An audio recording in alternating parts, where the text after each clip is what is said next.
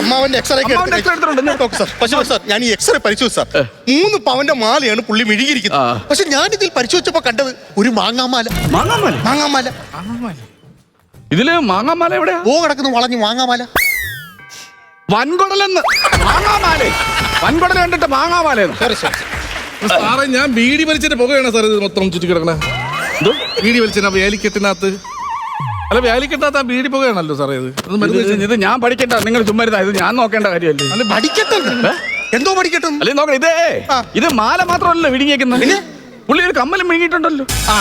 അത് അമ്മയ്ക്ക് ഞാൻ പണയമ്മയ്ക്കും ചോദിച്ചു കമ്മല് വെച്ച് തന്നില്ല, ഞാൻ അടുത്തങ്ങ് വിഴുങ്ങി. അല്ല പിന്നെ മൂക്കൂത്തിയും കിടപ്പുണ്ട്. മൂക്കുത്തി അമ്മയ്ക്ക് ഞാൻ പണയമ്മയ്ക്കും ചോദിച്ചു തന്നില്ല, ഞാൻ അടുത്തങ്ങ് വിഴുങ്ങി.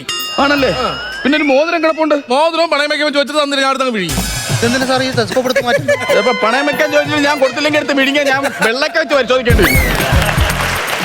എല്ലായിടത്തും വിഴുകാൻ നിന്നാ എങ്ങനെ എന്തോ പരീക്ഷ ഇത്? എന്തെല്ലാം സാധനങ്ങളാ വയറ്റിൽ കിടക്കുന്നത്? ഇതെന്താ സഞ്ചരിക്കുന്ന ചിഞ്ചിലും ജ്വല്ലറിയോ?